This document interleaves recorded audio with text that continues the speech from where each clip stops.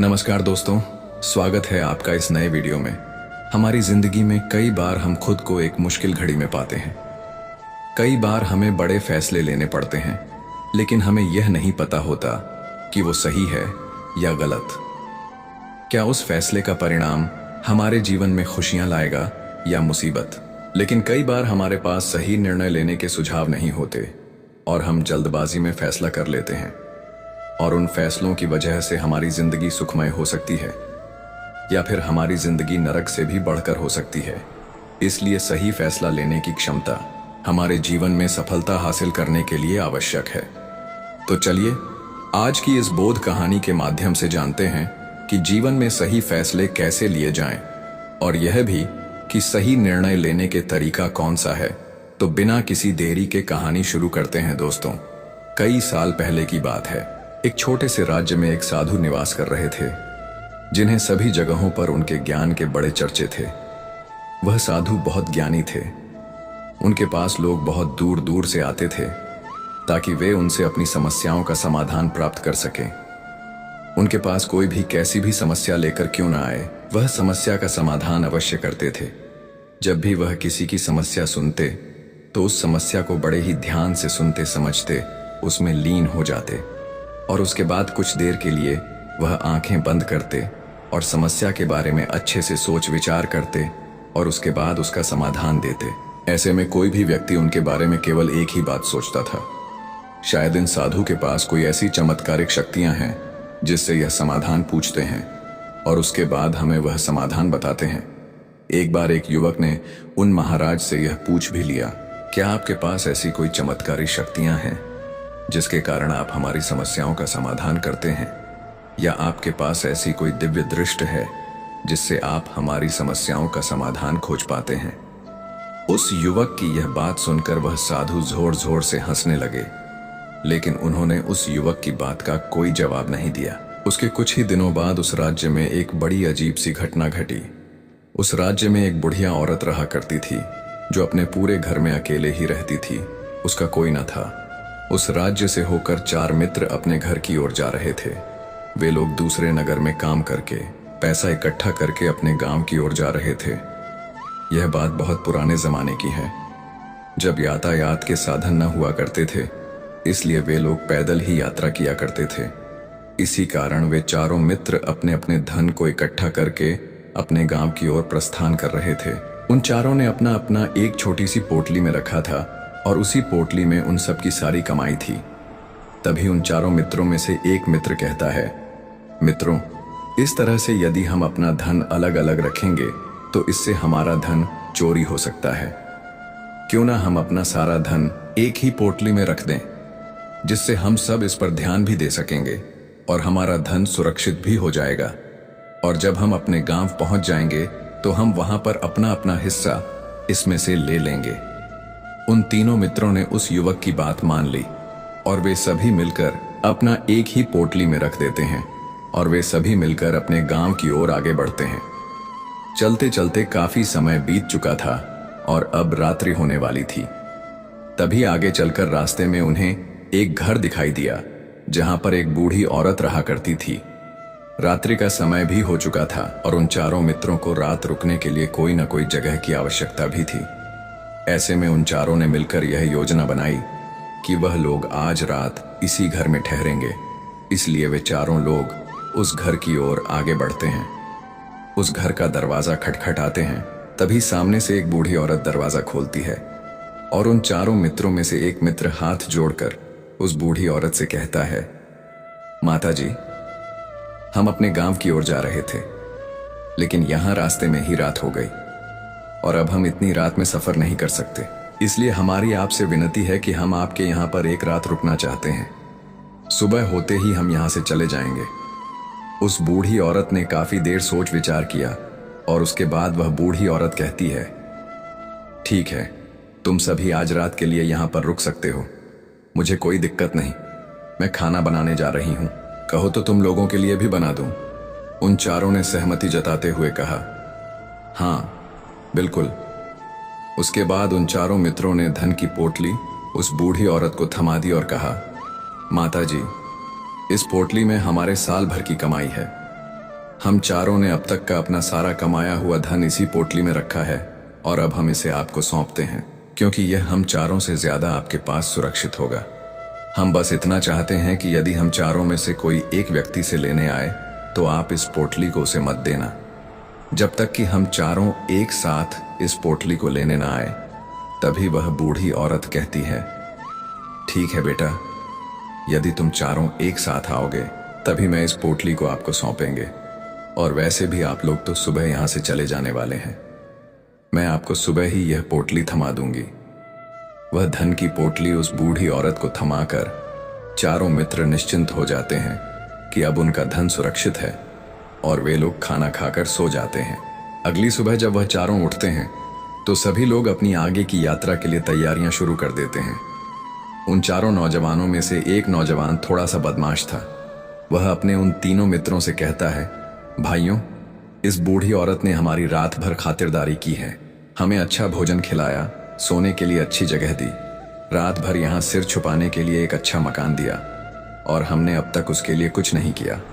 वह बूढ़ी औरत अकेले ही खेतों में काम कर रही है। क्या हम सभी यहाँ से जाने से पहले इस बूढ़ी औरत की मदद नहीं कर सकते? उस बदमाश नौजवान ने मन ही मन यह योजना बना ली थी कि वह किसी तरह से भी उस बुढ़िया से पोटली हासिल करके ही रहेगा। बाकी के तीनों मित्र उसकी बातों में आ जाते हैं और वे सभी मिलकर उस बुढ़िया की मदद करने, अर्थात खेतों में काम करने के लिए चल पड़ते हैं। वे सभी मिलकर खेतों का काम कर ही रहे थे कि तभी वह बदमाश नौजवान अपने बाकी तीनों मित्रों से कहता है, मित्र, मुझे जोरों की प्यास लग गई है, मैं जरा उस बूढ़ी औरत से पानी मांग कर लाता हूँ। वह बाकी मित्र भी अब काफी थक चुके थे, उन्हें भी जोरों की प्यास लगी थी, इसलिए वह तीनों मित्र उसे वहां से जाने की अनुमति दे देते हैं। जैसे ही वह बदमाश उस बूढ़ी औरत के पास पहुंचता है, वह उस बूढ़ी औरत से कहता है, माता जी, अब हम यहाँ से जा रहे हैं, कृपया करके हमारे धन की पोटली हमें वापस दे दें। इस पर वह बूढ़ी औरत कहती है, नहीं नहीं, जब तक तुम चारों एक साथ ना हो तब तक मैं वह पोटली किसी को नहीं दे सकती। तुम्ही ने तो कहा था कि जब तक हम चारों एक साथ ना हो तब तक यह पोटली किसी को नहीं देनी है। तभी वह बदमाश उन तीनों की तरफ इशारा करते हुए कहता, हे लाओ उन तीनों की, हमारा मित्र हमारे लिए पानी लाना चाहता है, इसलिए वह हमसे आज्ञा मांग रहा है। तभी उन तीनों मित्रों ने इशारे में उस युवक से कहा, हाँ हाँ ठीक है, ले आओ। ये देख, उस बुढ़िया को यह लगने लगा कि अब ये चारों यहां से जा रहे हैं, इसलिए उस बुढ़िया ने वह पोटली लाकर उस बदमाश के हाथों में रख दी, और वह बदमाश उस पोटली को लेकर वहां से चला गया, और बाकी के तीनों मित्र अपने खेत के काम में व्यस्त हो जाते हैं। कुछ देर के बाद जब वह तीनों खेत का काम करके वापस लौटते हैं और बुढ़िया से कहते हैं, माता जी, हमारा मित्र जो यहाँ पानी पीने आया था वह कहाँ गया? इस पर वह बुढ़िया कहती हैं, क्या वह पानी पीने आया था? पर वह तो कह रहा था कि हम चारों जा रहे हैं, कृपया करके हमारे धन की पोटली हमें थमा दें। तब तीनों बड़े आश्चर्य होकर उस बुढ़िया से कहते हैं, माता जी, हमने भला कब कहा? वह पोटली मांगी थी, हमें तो प्यास लगी थी और हमने पानी के लिए इशारा किया था। तभी बूढ़ी औरत उन तीनों से कहती है, परंतु अब तो वह पोटली लेकर जा चुका है। तभी वह तीनों मित्र सर पकड़कर रोने लगते हैं और कहते हैं, मां, जो वह अकेले लेकर भाग चुका है। हमने तो आपको कहा था कि जब तक हम चारों एक साथ न आए तब तक आपको वह पोटली किसी को नहीं देनी है, फिर आपने ऐसा क्यों किया? इसमें आप ही की गलती है। हमने आपको उस पोटली की हिफाजत के लिए रखा था और आपने उसे एक ऐसे आदमी के हाथों, जिसने हमारा सारा धन हमसे लूट लिया, हम बर्दाश्त नहीं करेंगे। हम राजा के पास जाएंगे और राजा से आपकी शिकायत करेंगे, न्याय की मांग करेंगे। अब तो इस बात का राजा ही फैसला करेंगे। तीनों नौजवान क्रोधित होकर राज दरबार में पहुंच जाते हैं और अपनी सारी समस्या उन राजा को बता देते हैं। जब वह राजा उन तीनों नौजवानों की बात ध्यानपूर्वक सुनता है तो वह तुरंत ही उस बुढ़िया को राज दरबार में पेश होने का आदेश देता है। राजा के आदेश पर राजा के सैनिक तुरंत ही उस बूढ़ी औरत को राज दरबार में पेश करते हैं और राजा भरी दरबार उस बूढ़ी औरत को दोषी करार कर देता है और कहता है, तुम्हें वह पोटली उस अकेले व्यक्ति को नहीं देनी चाहिए थी, जब उन्होंने तुमसे कहा था कि जब तक वह चारों एक साथ उस पोटली को लेने ना आए तब तक तुम्हें वह धन किसी को नहीं देना चाहिए था। इसमें तुम्हारी गलती है और अब तुम्हें इसका हर्जाना भरना होगा। तुम्हें इनका धन। राजा का यह आदेश सुनकर बूढ़ी औरत फूट फूट कर रोने लगती है और राजा से मदद की गुहार लगाती है और कहती है, हे राजन, मैं तो एक बूढ़ी औरत हूं और मेरे पास इतना धन नहीं है और ना ही मेरे घर में कोई ऐसा है जो धन कमाता हो। मेरे पास इतना धन नहीं कि मैं इनका धन लौटा। मैं तो अकेली हूं, बेसहारा हूं, कृपा करके मुझ पर रहम करे। लेकिन राजा उस बूढ़ी औरत की एक नहीं सुनता। वह बूढ़ी औरत रोते हुए अपने घर की ओर जा रही थी। ये सोच रही थी कि आखिर मैं इतना धन कहां से लाऊं, कि कैसे मैं उन लोगों का यह धन। मेरे पास इतना धन नहीं है, मैं क्या करूं, कैसे करूं, कहां से लाऊं इतना धन। यदि मैंने उनका धन नहीं लौटाया तो मुझे राजा मार डालेगा। वैसे भी मेरी ही गलती है जब उन चारों ने मिलकर मुझसे कहा था कि जब तक हम चारों एक साथ ना आए तब तक वह पोटली किसी को नहीं था। फिर भी मैंने वह पोटली केवल उस एक व्यक्ति को थमा दी। इसमें गलती तो मेरी ही है।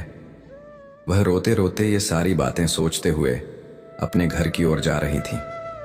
तभी रास्ते में उस बूढ़ी औरत को वही संत मिले जो उस नगर में किसी भी समस्या का बड़ी ही सरलता और सहजता से करते हैं।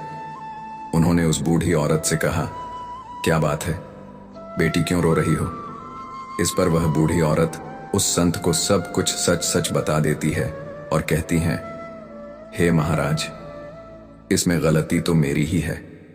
उन चारों ने तो पहले ही। तब तक वह पोटली मुझे किसी को नहीं देनी है, लेकिन मेरी हिम्मत मारी गई थी जो मैंने वह पोटली केवल एक व्यक्ति को थमा दी और वह उनका सारा धन लेकर वहां से भाग गया।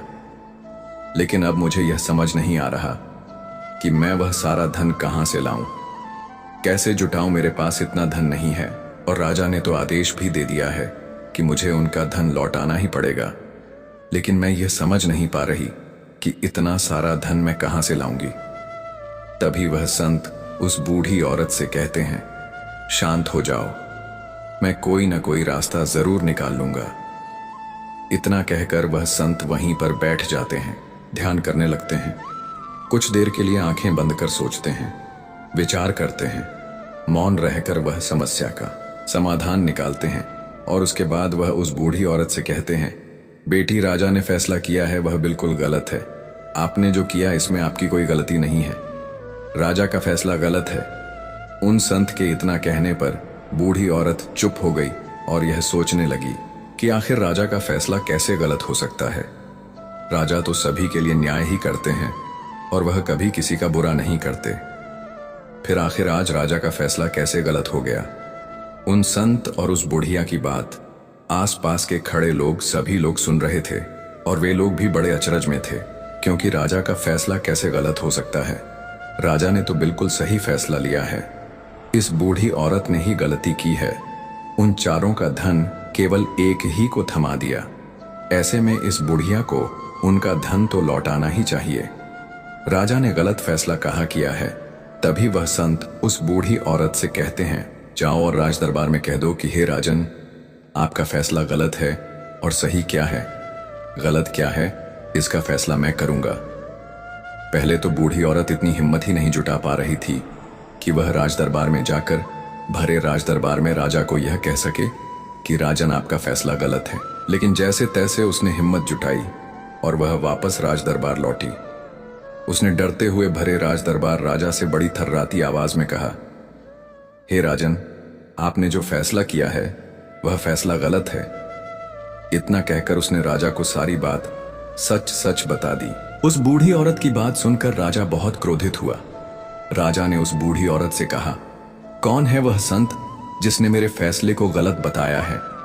क्या उन्हें नहीं लगता कि मैंने सही निर्णय लिया है? मैं हर रोज कई निर्णय लेता हूं, कई फैसले करता हूं, लेकिन आज तक कभी किसी ने मुझसे यह नहीं कहा कि मेरा फैसला गलत है। यदि उन संत ने मुझे सही फैसला न सुनाया, उन्हें फांसी की सजा दे दूंगा। यह बात पूरे नगर में फैल गई। सभी लोग यह जानने के लिए हैरान थे कि आखिर वह साधु ऐसा कौन सा फैसला सुनाने वाले हैं जो राजा से भी उचित होगा, जिसमें सबके लिए न्याय होगा। राजा ने अपने सैनिकों को तुरंत ही आदेश दिया कि जाओ और संत को राज दरबार में लाओ। राजा की आज्ञा के अनुसार वे सैनिक तुरंत ही उन संत को लेने के लिए निकल पड़े। वे लोग कुछ ही देर बाद उन संत को लेकर राज दरबार पहुंचे। राज दरबार में सभी लोग उपस्थित थे और सभी लोग उन संत के फैसले का इंतजार कर रहे थे। उन संत को देखकर राजा कहता है, महाराज, आपको ऐसा क्यों लगता है कि हमने जो फैसला किया है वह गलत है? इस बुढ़िया ने यह वादा किया था कि वह चारों लोगों को एक साथ ही वह पोटली जमाएगी, फिर आखिर उसने अपना वादा क्यों तोड़ा? इसने यह गलती क्यों की कि इसने केवल एक ही को पोटली थमा दी और वह उनका सारा धन लेकर यहां से भाग गया? तो क्या इसमें इसकी गलती नहीं है? क्या इससे इनका धन नहीं लौटाना चाहिए? इस पर वह साधु बड़ी विनम्रता से राजा से कहते हैं, हे राजन, ये आपका फैसला था, लेकिन मैं आपसे कुछ कहना चाहता हूं। इस पर राजा कहता है, ठीक है, कहिए आप क्या कहना चाहते? इस पर वह साधु बड़ी विनम्रता से राजा से कहता है, हे राजन, जैसा कि वादा किया गया था कि पोटली एक साथ उन चारों को ही दी जाएगी, तो अब भी तो यह केवल 3 है, चौथा कहां है? तो इनसे कहिए कि यह लोग यहां से वापस जाएं और अपने उस चौथे मित्र को यहां लेकर आए, तभी इनका धन वापस किया जाएगा। और वादा भी ऐसा ही किया गया था कि जब तक चारों लोग एक साथ ना हो तब तक उनका धन उन्हें नहीं लौटाया जाएगा। और यदि यह बूढ़ी औरत इन तीनों को धन लौटा देती है तो यह बूढ़ी औरत अपना वादा तोड़ देगी और यह सही नहीं है। इसलिए यदि आप चाहते हैं कि इनका धन लौट आया जाए तो पहले इनसे कहिए कि यह लोग जाएं और अपने उस चौथे मित्र को यहां पर वापस ले आए। उस राज्य दरबार में हर कोई इस बात को सुनकर बहुत खुश हुआ। सभी ने उन संत की बहुत तारीफ की। राजा भी उन संत के इस फैसले से पूरी तरह से सहमत था। राजा तुरंत ही उन संत के सामने सिर झुका लेता है और हाथ जोड़कर उनसे कहता है, हे महाराज, आपका यह फैसला इतना सही कैसे हो सकता है? आखिरी बात मेरे दिमाग में आई क्यों नहीं? मैंने इस बात को इस तरह से सोचा क्यों नहीं? तभी वह साधु उस राजा से कहते हैं, हे राजन, आपके पास और भी काम होते हैं। आप दिन भर व्यस्त रहते हैं और आपको जल्दबाजी में फैसले लेने पड़ते हैं। आपने इस मामले को सुना समझा, लेकिन इसे देखने में आप गलती कर गए। इससे आपने केवल ऊपरी तौर पर देखा, आपने इसकी गहराई तक जाने का प्रयास तक नहीं किया। यदि आपने इस मामले की गहराई को देखा होता, समझा होता, तो आप भी इसी नतीजे पर आते। जब तक हम किसी मामले की गहराई तक नहीं जाते तब तक हम उसका सही समाधान नहीं निकाल सकते। लेकिन हम में से अधिकांश लोग तो अपने फैसले केवल जल्दबाजी में लेना चाहते हैं, भले ही वह मामला कितना भी गंभीर क्यों न हो। हमें तो बस अपना हक चाहिए, हमारा नाम होना चाहिए, भले ही फैसला हमारे लिए आगे चलकर हमारे लिए नुकसानदायी क्यों न हो। लेकिन हम तो उस मामले की गहराई तक जाने के लिए सोचते तक नहीं। तभी वह राजा उन संत से कहता है, हे महाराज, क्या आपके पास कोई दिव्य शक्तियां हैं? क्या आपके पास ऐसी कोई चमत्कारिक शक्ति है जिसे आप सवाल करते हैं और बदले में वह आपको जवाब देती है, जिस कारण आप सटीक और सही समाधान बता पाते हैं? राजा की यह बात सुनकर वह संत मुस्कुराने लगे और राजा से कहते हैं, हे राजन, ये सवाल मुझसे कई लोगों ने पूछा है और मैंने कभी किसी का कोई जवाब नहीं दिया। लेकिन आप इस राज्य के राजा हैं, इसीलिए मैं आपके इस प्रश्न का उत्तर देता हूं। आप में से कई लोगों को यहां ऐसा लगता है कि मेरे पास कोई ऐसी शक्तियां हैं जिससे मैं बात कर सकता हूं, जिससे मैं कोई भी समस्या का समाधान पा सकता हूं। लेकिन मैं आप लोगों को एक बात सच सच बता देता हूं, मेरे पास ऐसी कोई शक्तियां नहीं हैं। मैं तो केवल हर मामले की गहराई तक सोचता हूं, उस बात पर विचार करता हूं, और जब मैं विचार करता हूं तो मेरे सामने कई सारे समाधान आते हैं, और जो समाधान मेरे सामने आते हैं मैं उन पर भी विचार करता हूं, उनके बारे में भी गहराई तक जाता हूं। और जब मुझे लगता है कि इस समस्या का समाधान यही होना चाहिए, तभी मैं समाधान उस व्यक्ति को देता हूं ताकि वह अपनी समस्या का समाधान कर सके। अब आप ही सोचिए, आप जल्दबाजी में यह फैसला लेकर इस बुढ़िया का जीवन पूरी तरह से बर्बाद कर देते। हमारा पूरा जीवन केवल एक फैसले पर निर्भर करता है। यदि वह फैसला सही हुआ तो हमारा जीवन अच्छा बन जाएगा, और यदि वह फैसला गलत निकला तो हमारा जीवन नर्क से भी बदतर हो सकता है। इसलिए यदि आप सही और सटीक फैसला लेना चाहते हैं तो आपको मौन रहना सीखना पड़ेगा। मौन रहकर उस पर विचार करना सीखना होगा। क्योंकि हमारे फैसले ही हमारा भविष्य तय करते हैं, हमारी जिंदगी का अगला पड़ाव तय करते हैं। फिर चाहे वह फैसले छोटे हों या बड़े, वे ही हमारी जिंदगी को निर्धारित करते हैं। इसीलिए सबसे पहले हमें सही फैसले लेने के लिए मौन रहना सीखना आवश्यक है, उन पर विचार करना आवश्यक है। और जब आप ऐसा करते हैं तो आपके सामने एक ही समस्या के कई सारे समाधान निकल कर आते हैं। और जब आप उन पर गौर करेंगे तो आपको यह समझ में आएगा कि उन फैसलों का समाधान कैसा होना चाहिए, कि समाधान से आपको क्या फायदा होगा और क्या नुकसान होगा, या उस समाधान पर सोच और विचार करने पर ही आप उसे समझ सकते हैं। और तभी आप यह निर्णय भी ले सकते हैं कि क्या यह समाधान उचित रहेगा या नहीं। और यह सब संभव हो सकता है यदि हम कम बोलना शुरू करें, अब पूरी तरह से मौन हो जाए। इसका अर्थ यह है कि आप भीतर से शांत हो जाएं। और जब आप भीतर से शांत होने लगते हैं तो आपका मन स्पष्ट होने लगता है, साफ होने लगता है, और आप किसी भी चीज पर सोच विचार कर सकते हैं। और जब आप भीतर से शांत होने लगते हैं तो आप ऊपर से भी कम बोलते हैं। और जब आप धीरे धीरे कम बोलने के आदी हो जाते हैं तो आप साफ और स्पष्ट तौर पर सोच और समझ पाते हैं। आपके विचारों में शुद्धता आ जाती है, जिससे आपको यह साफ और स्पष्ट देखने को मिल जाता है यह कौन सा फैसला सही होगा और कौन सा फैसला गलत होगा, आपको उस परिस्थिति में क्या करना चाहिए और क्या नहीं करना चाहिए। लेकिन हम में से अधिकांश लोग अपने आप को सही साबित करने के लिए, अपने आप को ऊंचा साबित करने के लिए अत्यधिक बोलते हैं। और इतना बोलते हैं कि हर कोई उनकी बातों को गंभीरता से नहीं लेता। उन्हें ऐसा लगता है कि मानो ज्यादा बोलना ही हमारे लिए हमारा शस्त्र है। लेकिन वह यह भूल जाते हैं कि वह अत्यधिक बोलकर मूर्ख बन रहे हैं। लोग हमारा मजाक बनाते हैं, हमें मूर्ख समझते हैं, हमसे दूर रहने लगते हैं, क्योंकि उन्हें हमारी बकबक अच्छी नहीं लगती। लेकिन जब आप भीतर से शांत होने का प्रयास करते हैं और धीरे धीरे भीतर से शांत होने लगते हैं तो आप खुद ब खुद ऊपरी तौर पर कम बोलना शुरू कर देते हैं। इससे आपके मन में, आपके मस्तिष्क में एक साफ और स्पष्ट विचार उत्पन्न होते हैं और आप अपने आप को साफ स्पष्ट तौर पर समझ पाते हैं, देख पाते हैं आपको कब क्या, क्यों और कितना बोलना चाहिए, और आपको कब, कैसे, क्यों, किस तरह से कौन सा फैसला लेना सही है या नहीं, यह भी आप अच्छी तरह से समझ और जान पाते हैं। जब आप कम बोलना शुरू करते हैं तब आप अपने आप को बहुत अच्छी तरह से समझना शुरू कर देते हैं, अपने आप पर अच्छी तरह से विचार करना शुरू कर देते हैं। तब आपको यह बात भी बहुत अच्छी तरह से समझ में आने लगती है कि जो हम बेकार की बकबक करते हैं उस पर हमारे शरीर की बेवजह ही कितनी सारी ऊर्जा यूं ही व्यर्थ हो जाती है, नष्ट हो जाती है, जिसे हम चाहे तो किसी जरूरी काम में लगा सकते हैं, फैसले लेने में लगा सकते हैं, जिससे हम तनाव मुक्त रह सकते हैं और हमें अच्छी नींद भी आ सकती है।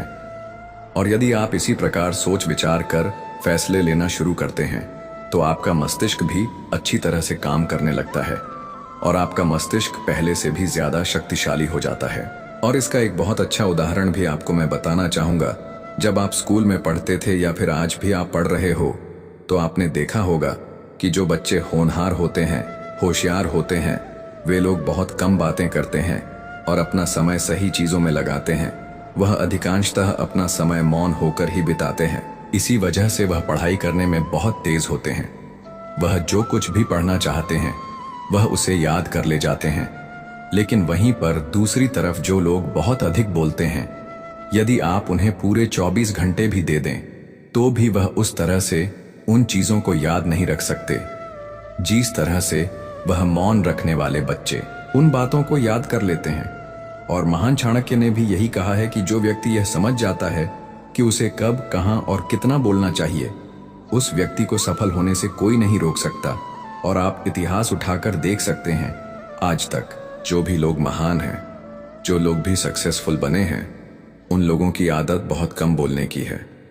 उनका पूरा ध्यान केवल अपने लक्ष्य पर होता है और अपना पूरा समय वह अपने लक्ष्य को पाने में ही लगा देते हैं। इसीलिए आपको भी यह आदत अपने जीवन में उतारनी चाहिए। श्री कृष्ण कहते हैं, खुश रहना है तो जिंदगी के फैसले अपनी परिस्थितियों को देखकर ले। दुनिया को देखकर जो फैसले लेते हैं वह दुखी ही रहते हैं। कोई कुछ भी कहे, बस अपने आप को शांत रखो, क्योंकि सूरज की किरणें कितनी भी तेज क्यों ना हो, समुद्र को सूखा नहीं सकते। एक पंछी ने शिकायत की कि हे मेरे ईश्वर, बड़ी मुश्किल से मैंने घोंसला बनाया था, आपने तूफान भेज दिया और मेरा घर उजड़ गया। ऊपर से आवाज आई, तेरे घोंसले में सांप आया था तुझे खाने के लिए, इसलिए तूफान भेजा था ताकि तुम जाग जाओ और उड़ सको और तुम्हारी जान सुरक्षित रहे। हमारी जिंदगी में कितनी मुसीबतें आती हैं, हमें पता भी नहीं होता कि हमारा परमात्मा हमें किस तरह परेशानी से बचाता है। अगर तुम्हें लगता है कि परमात्मा तुम्हें कष्ट के पास ले आए हैं तो भरोसा रखिए, वह तुम्हें कष्ट के पार भी ले जाएंगे। मन की पीड़ा का कोई अंत नहीं, इसीलिए दूसरों को कोसने से कोई लाभ नहीं है। इसका सबसे सरल उपाय है कि अपने मन को ईश्वर को समर्पित कर दो। ईश्वर के साथ जुड़ते ही जीवन में खुशियों का, सुकून का, संयम का, सहन शक्ति का, प्रेम का, नई ऊर्जा का, जीवन के सही राह का, संतुष्टि का आरंभ जरूर हो जाता है। और हमारा मन पीड़ा से कैसे मुक्त होता है पता भी नहीं चलता। अगर प्रभु तुमसे ज्यादा इंतजार करवा रहे हैं तो तैयार रहना, वह उससे कहीं ज्यादा देने वाले हैं जितना तुमने मांगा है।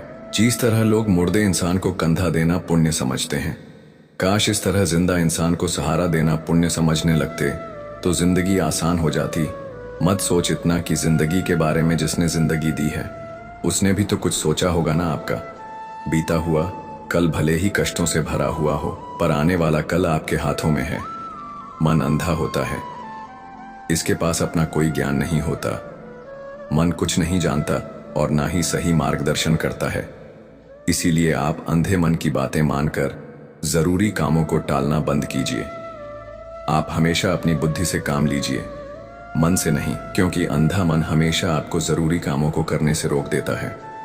जब आप बुद्धि के जरिए जरूरी कामों को करना शुरू कर देंगे तो धीरे धीरे आपका मन आपका मित्र बनता चला जाएगा। लेकिन अभी आपका मन आपका दुश्मन बना हुआ है, जो आपको दिन पर दिन बर्बाद कर रहा है। मुंह पर सच बोल देने और गुस्सा कर लेने वाले लोग उन लोगों से करोड़ों गुना बेहतर है जो आपके सामने कुछ और है, पीठ पीछे कुछ और है। किसी का दर्द समझने के लिए इंसान के अंदर का इंसान होना जरूरी है।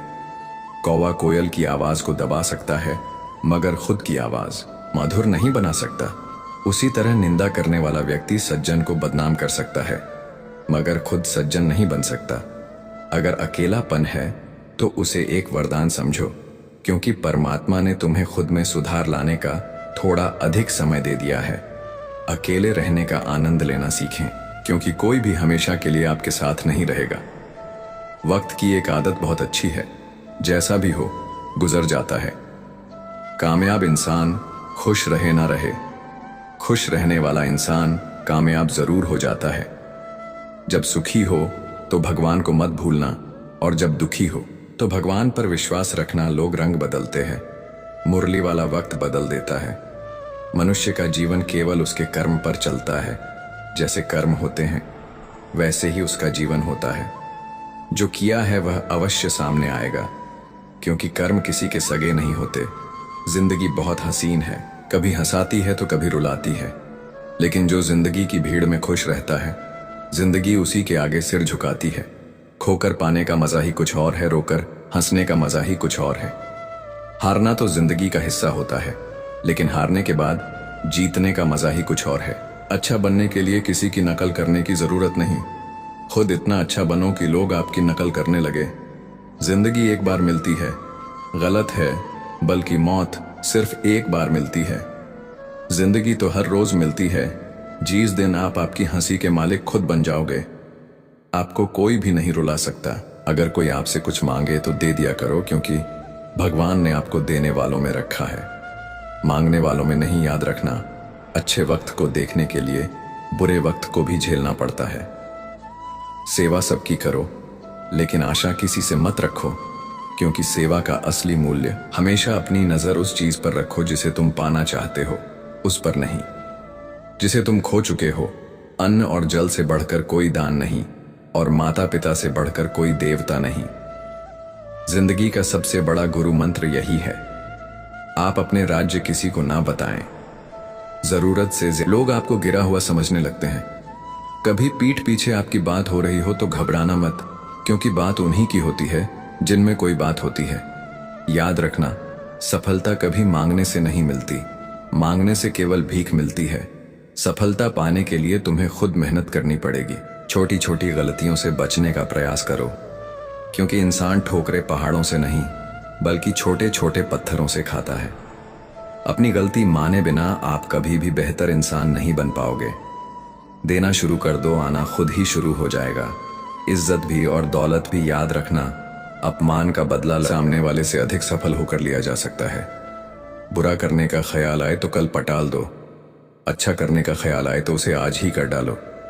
साथ रहकर जो छल करे उससे बड़ा कोई शत्रु नहीं हो सकता, और जो हमारे मुंह होता परोसों के हमारी बुराई बता दे उससे बड़ा कोई मित्र नहीं हो सकता। साफ साफ बोलने वाला कड़वा जरूर होता है, मगर विश्वासघाती नहीं। त्याग दो अपने बुरे कल को, क्योंकि उसका प्रभाव आने वाले कल को दूषित कर देगा। जिंदगी जीने के दो तरीके हैं, एक तो जो पसंद है उसे हासिल करो, और दूसरा जो हासिल है उसे चीजों की कीमत मिलने से पहले होती है, और इंसान की कीमत खो देने के बाद मुफ्त में तो सिर्फ माँ बाप का प्यार मिलता है। बाकी इस दुनिया में हर रिश्ते के लिए कुछ ना कुछ चुकाना जरूर पड़ता है। बेइज्जती का जवाब इतनी इज्जत से दीजिए कि सामने वाला भी शर्मिंदा हो जाए। आप जब तक अपनी कठिनाइयों और समस्याओं का जिम्मेदार दूसरों को मानते रहोगे, तब तक कभी भी आप अपनी समस्या और कठिनाइयों को नहीं मिटा सकते। जितना ज्यादा हो सके सुनो, और जितना हो सके उतना कम बोलो। इसलिए शायद भगवान ने हमें दो कान और एक ही मुंह दिया है। माफ बार बार कीजिए, लेकिन विश्वास सिर्फ एक बार कीजिए। जिंदगी में कभी भी किसी को इतना महत्व मत दो कि वह तुम्हारे चेहरे से मुस्कान ही छीन ले। अपनी कामयाबी तो सिर्फ वही हासिल करता है जो वक्त और हालातों पर रोया नहीं करते। कुछ भी स्थायी नहीं है। अपने आप को बहुत अधिक तनाव की स्थिति चाहे कितनी भी खराब हो, यह बदल जाएगी।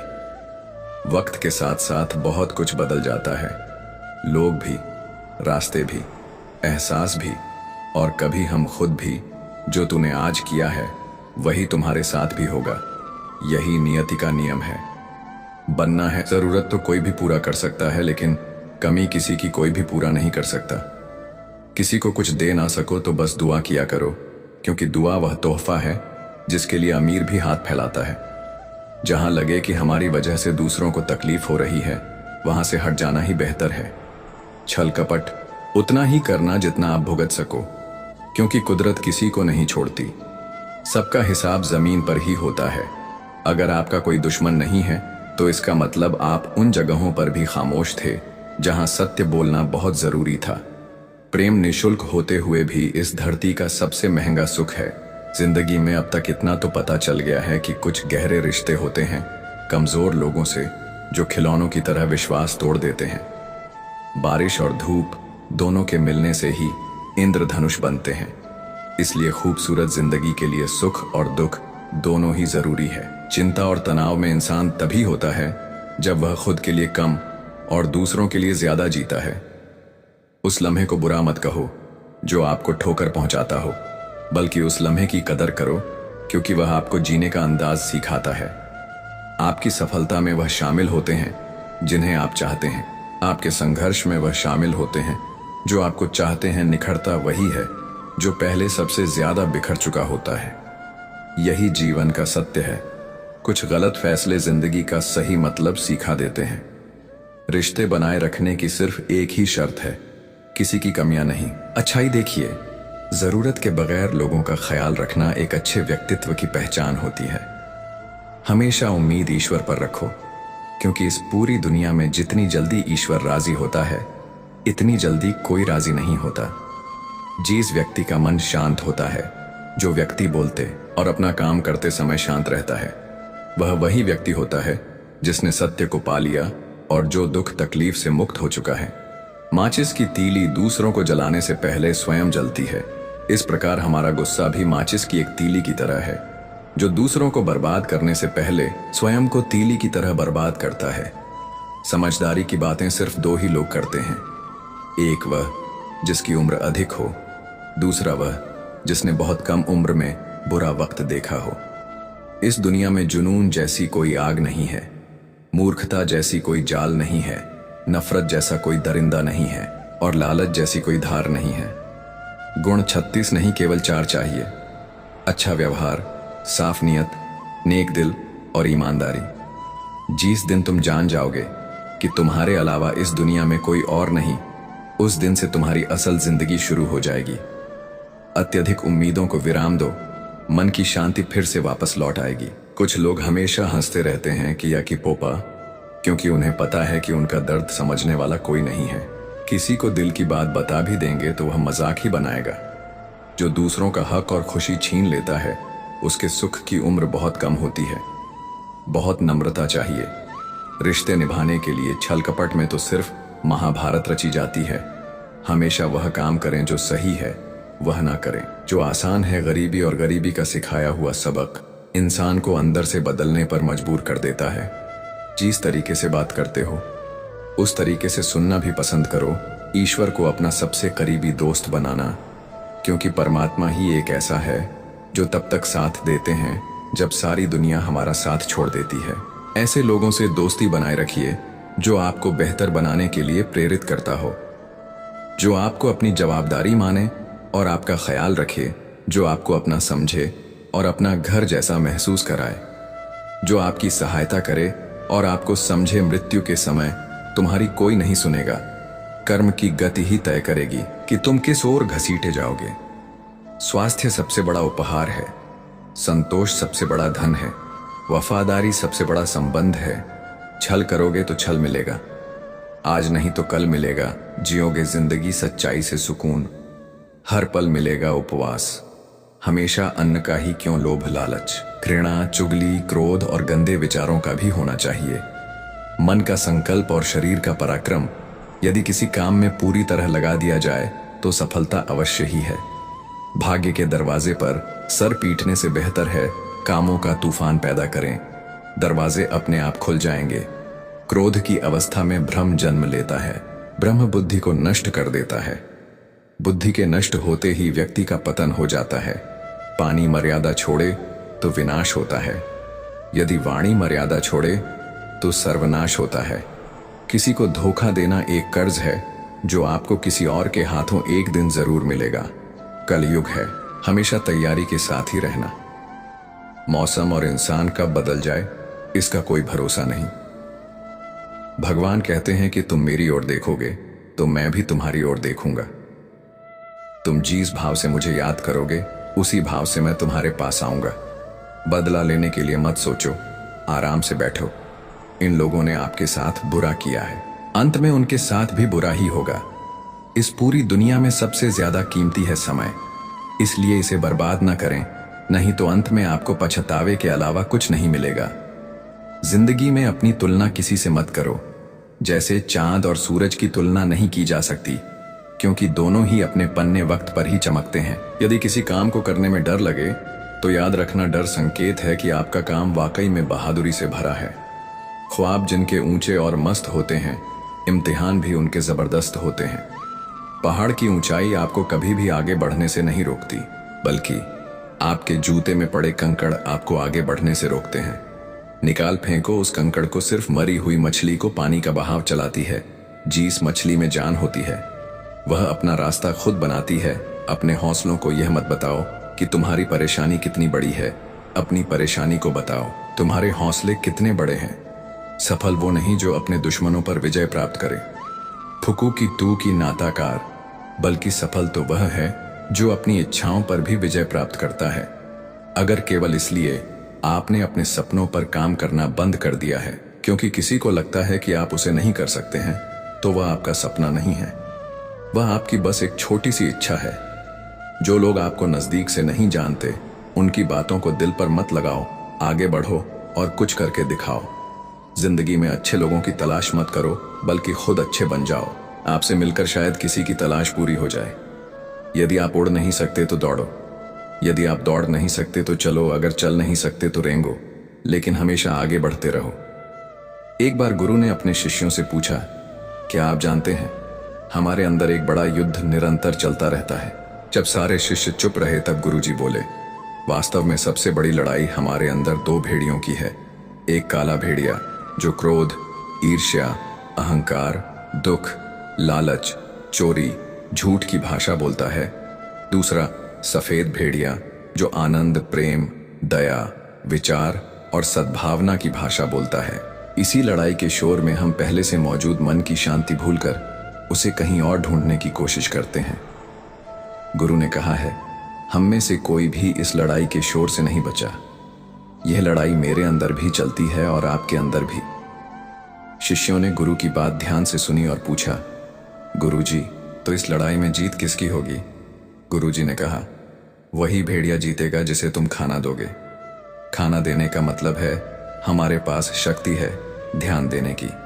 हम जिस भेड़िए की बातों पर ध्यान देंगे वह बड़ा और ताकतवर होता जाएगा। इसलिए हमेशा क्रोध से पहले दया चुनना चाहिए, लालच से पहले उदारता, चिंता से पहले शांति और स्थिरता जुड़ी होनी चाहिए और जलन से पहले सद्भावना को चुनना चाहिए। ऐसा करते करते हमारा मन अपने आप आनंदित रहने लगता है। जैसे शरीर को आराम दिया जाए तो वह खुद ठीक होने लगता है, वैसे ही जब मन को शोर से आराम मिलता है तब वह खुद निर्मल होता जाता है। जिस व्यक्ति में ज्ञान की कमी होती है और ईश्वर के प्रति श्रद्धा नहीं होती, वह जीवन में कभी आनंद और सफलता प्राप्त नहीं कर सकता। ईश्वर ने हमें जो भी दिया है वही हमारे लिए पर्याप्त है और यही एक सच्चाई है। भगवान कृष्ण ने कहा है कि जब तक आप खुद से नहीं हार जाते तब तक दुनिया की कोई ताकत आपको हरा नहीं सकती। आप कमजोर नहीं हैं, बल्कि आपका वक्त ऐसा है। वक्त सबका बदलता है, इसलिए आप बस अपने कर्म करते रहे। जो चीजें आपके दायरे से बाहर है उसमें अपना समय बर्बाद करना मूर्खता है। जब प्यार और नफरत दोनों ना हो तो हर चीज स्पष्ट हो जाती है। जीवन ठहराव और गति के बीच का संतुलन है। जब मैं कहता हूं कि आप देवी देवता हैं तो मेरा मतलब है कि आप में अनंत संभावनाओं हैं। आपकी क्षमताएं अनंत हैं। अगर आपको लगता है कि सफलता आपके हाथ नहीं आ रही तो आपको अपनी कोशिशों में बदलाव लाने की जरूरत है। कोई भी किसी के सपने को पूरा करने के लिए नहीं है। हर कोई अपनी तकदीर और हकीकत बनाने में लगा है। दुख पर ध्यान देंगे तो हमेशा दुखी रहेंगे। सुख पर ध्यान दें और देखिए, जिस पर आप ध्यान देंगे वह चीज सक्रिय हो जाएगी। आपकी सोच आपके साथ होनी चाहिए और इसके बाद कुछ भी मुश्किल नहीं है। सफलता के लिए रातों को नींद नहीं आती। कमजोर दिल वाले लोग असफलता से डर कर कोशिश नहीं करते, जबकि मजबूत इरादे वाले हर मुश्किल को पार कर सफलता प्राप्त कर लेते हैं। दिल से अगर आप सच्चे और साफ रहेंगे तो लोग आपके खास रहेंगे। कौन कितना कीमती है यह वक्त ही बताता है। आपके खिलाफ की गई बातें चुपचाप सुने, क्योंकि वक्त बेहतर जवाब देगा। मैंने दो तरह के लोगों से धोखा खाया है, एक जो मेरे अपने थे और दूसरी वह जो मेरे बहुत करीबी थे। जीवन में सबसे मूल्यवान चीज आत्मसम्मान है। ऐसा दिन कभी न लाना कि आपको खुद पर गर्व हो जाए। ऐसा बने कि सबके दिलों में रहे, ताकि हर कोई आपको दुआ देने को मजबूर हो जाए। वक्त जैसा बने और कभी यह ना सोचे कि लोग क्या कहेंगे। वे पहले दिन हंसेंगे, दूसरे दिन मजाक बनाएंगे और तीसरे दिन भूल जाएंगे। इसलिए लोगों की परवाह ना करें, वही करें जो सही और उचित हो, जो आप चाहते हैं और जिससे आप खुश हैं। ये जिंदगी आपकी है, लोगों की नहीं। जीवन में कामयाब होने के लिए अच्छे मित्रों की जरूरत होती है, लेकिन ज्यादा कामयाब होने के लिए अच्छे शत्रुओं की। हमेशा चुनौतियों को स्वीकार करें, इससे सफलता मिलेंगे। शिक्षा अगर नियत अच्छी होती है तो नसीब कभी भी बुरा नहीं होता। आप इस दुनिया में अकेले आए हैं, लेकिन जाने के बाद अपने विचार और बुद्धि देकर जा सकते हैं। सफल बनने के लिए सबकी सुनने की आदत होनी चाहिए, लेकिन वही करना चाहिए जो आपके मन को भाए। कुछ लोग केवल सफल होने के सपने देखते हैं, जबकि अन्य लोग जाग कर इसके लिए कठिन मेहनत करते हैं। ईमानदारी की कमाई व्यक्ति खाता है और बेईमानी की कमाई उसे खा जाती है। जल्दबाजी में नुकसान उठाने का बहुत कम ही होता है और ऐसा हो नहीं सकता कि धैर्य रखने वाला असफल हो जाए। अगर कोई आपको अपनी परेशानी बताए तो उसे ध्यान से सुने, क्योंकि वह सिर्फ सुन रहा होता है और आप महसूस कर रहे होते हैं। कभी कभी मन कहता है कि लोगों के साथ वैसा ही करो जैसा वे आपके साथ करते हैं, लेकिन दिल कहता है कि अगर हम भी उनके जैसा बन गए तो फर्क क्या रह जाएगा। सिर्फ धन नहीं बल्कि दुआ भी कमाना सीखे। जब आप धन कमाते हैं तो सिर्फ चीजें आती हैं, लेकिन जब दुआ कमाते हैं तो धन के साथ साथ खुशी, सेहत और प्यार भी आता है। आज मिले हुए समय को ही अच्छा बनाएं। अगर आप अच्छे समय का इंतजार करेंगे तो पूरा जीवन कम रह जाएगा। अगर इंसान सोचता है कि मेरे साथ क्या हो रहा है, इसके बजाय मैं अभी क्या कर रहा हूं, पर विचार करने लगे तो जिंदगी और बेहतर हो सकती है। जिन लोगों को ज्यादा हंसने और बोलने की आदत है, अगर वे चुप हो जाएं, तो समझ लेना चाहिए कि वे भीतर से टूट चुके हैं। किसी पर ज्यादा नाराज होने से बेहतर है कि उसकी अहमियत अपने जीवन में कम कर दे। अगर आप सब कुछ जानते हुए भी गलत को गलत नहीं कह सकते, तो आप अपने हक के लिए भी नहीं लड़ सकते। खुश रहना चाहिए, बाकी सब चलता रहेगा। कोई ना कोई अपना बिछड़ता रहेगा तो कोई पराया मिलता रहेगा। रिश्तेदारी एक हिस्सेदारी से नहीं, बल्कि दोनों की भागीदारी से चलती है। जो इंसान आपके दुख में अपनी खुशी भूल जाए, वह इंसान से ज्यादा आपका अपना कोई नहीं हो सकता। दोस्तों, आपने आज के इस वीडियो से क्या सीखा, वह मुझे आप कमेंट में बता सकते हैं। इसी के साथ मैं उम्मीद है कि आपको आज की वीडियो पसंद आई होगी, तो इस वीडियो को उस इंसान को शेयर करें जिससे यह कहानी सुनने की जरूरत है, और उसी के ठीक बाद चैनल को सब्सक्राइब करें। तो चलिए फिर मिलते हैं ऐसी एक और नई वीडियो में एक नए मैसेज के साथ। तब तक के लिए अपना ख्याल रखें। धन्यवाद। जय श्री कृष्ण। राधे राधे।